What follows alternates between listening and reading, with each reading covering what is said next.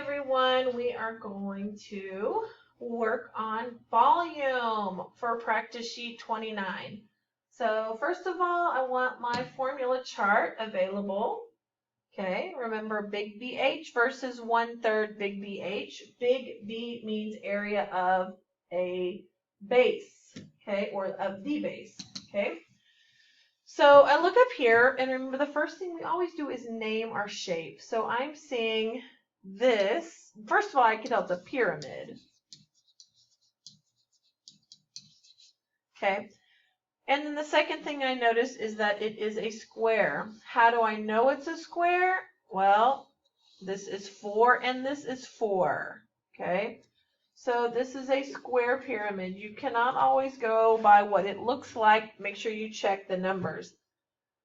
So I have 4 by 4. Okay, so my base, I'm going to draw it out, is 4 by 4.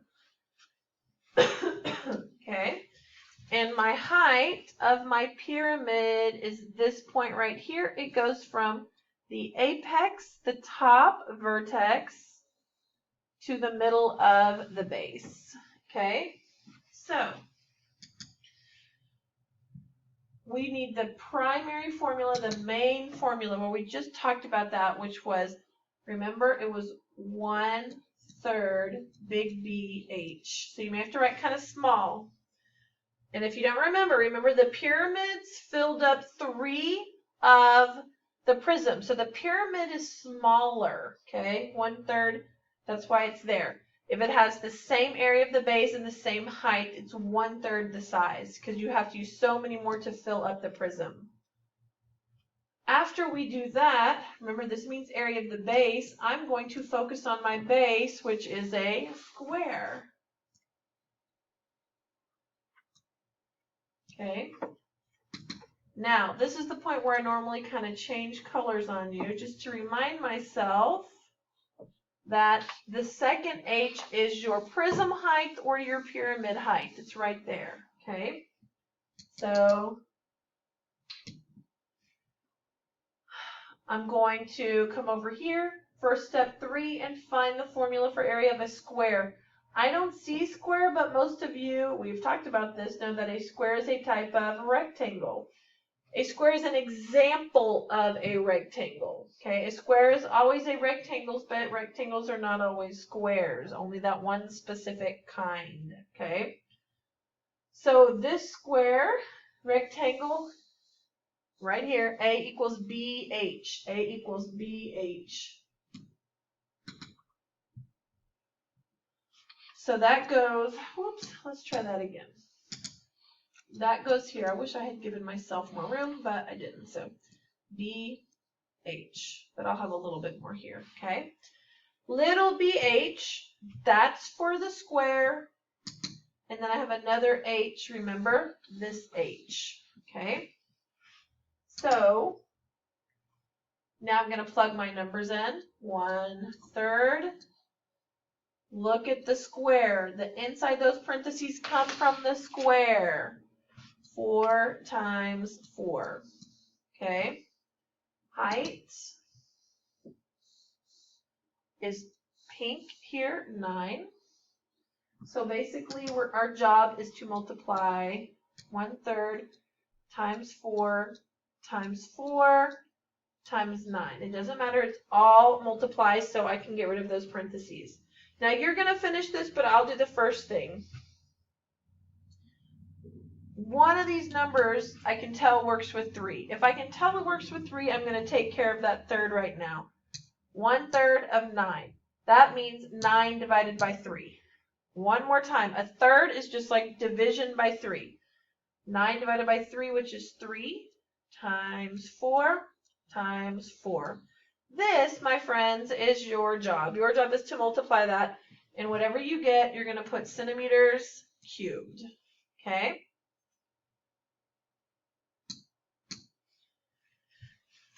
Number 7. Guys, take time to do this. I think I keep telling you over and over you're going to see this. At Electronics Us, or US, however you want to say it, the cost of a PlayStation 4 is $468. The company buys the PlayStations for $370. So guys, as I'm reading this, I can already tell this is the original price to the store. Okay? What is the percent markup? So guys, the company buys it for this, and remember, they sell it for this. They make a profit. Okay, so that's what's going on here. So I'm going to do this on this side. You may need to do this on a separate sheet of paper. I was not able to give you as much room as I wanted. Okay. So we know this is a percent problem. We do not have a percent, so we have to go to our secondary method. We cannot change the percent to a decimal and multiply. So we go to our backup method, is over of equals percent over 100. Okay, please do this. This is good practice for you. Okay, so I'm going to put this and I'm going to erase it. So you might not want to put it. Percent over 100. Percent, I'm going to go on and put an X because I know that's what I'm looking for.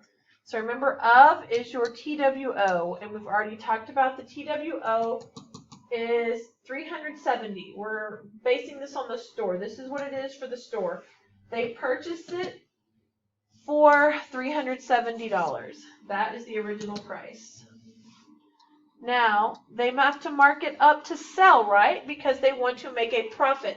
If you buy it for $370, you do not sell it for $370 because you don't make a profit. So we subtract the numbers, okay, to give us our is or the change. That's what percent markup is to us, okay? 8 minus 0, 8. I can't do 6 minus 7. That becomes a 16. 3. 16 minus 7 is 9, okay? So that means it changed by $98. They are making $98, and again, I'm making up these numbers. I don't know that they actually make that much money on large items. I could be wrong. I don't know. Okay. So your job is to cross multiply this to find the percent. Make sure at the end you put the percent sign. Okay. That's your job. Okay. I'm going to start number 8. You're going to finish it. This also comes from a one-star test. I don't remember which year. Marcia gave the cashier $20 to pay for 3 pairs of socks. The cashier gave her $5.03 in change. So we don't know the cost, but we do know how much she got back. Each pair of socks cost the same amount. Okay, so all 3 socks cost the same. What is the cost in dollars and cents for each pair of socks? And I'm going to let you know, I know this one is a griddable. This was a griddable. It was not multiple choice. Okay. So I want you to think a second. If this was you, you're buying 3 pairs of socks, you pay with a $20 bill and they give you $5.03. How would you figure out how much money that you spent for those 3 pairs of socks all together? Hopefully you know we would do basically what we think of with change, which is subtract. I would say, okay, $20, $5.03. The rest here is basically what I gave her, correct? This is the part that she kept. Okay, so I can't do that, so that becomes a 10. And when we subtract over zeros, those become 9. Okay, so 7, 9, 4, 1. So guys, those socks cost $14.97 for all 3. I can guarantee you some people would grid this number. But remember, I want to know the cost for one of the pairs. Okay? What does one pair cost? And hopefully you know, guys, that means if they each cost the same that we are going to divide. Okay? So you are going to take this and you are going to divide by 3. And that is going to give you your answer. Okay? You do not have to move the decimal there. Please make sure you have space somewhere. Okay? 9. I'm not going to do this one with you. I'm just going to start you off on it. It says a company's logo was designed using circles of 3 different sizes. The diameters of 2 of the circles are shown. Which measurement is closest to the area of the largest circle in square centimeters? Okay. So first of all, we're doing area, right? A equals area of a circle. A equals pi r squared. A equals pi r squared. Okay. So I'm hoping you're seeing the same thing that I'm seeing, which is small circle, medium circle, large circle. Does everybody see that? Okay. It says here there's 3 different sizes. Okay. So for my big circle, I know this whole distance is how much? This whole diameter. How much is the whole diameter? Hopefully you know it's 18. 6 plus 12 is 18. So the diameter of this big circle is 18. Now in order to find the area, we have to use the radius, right? So radius is this. It's only half.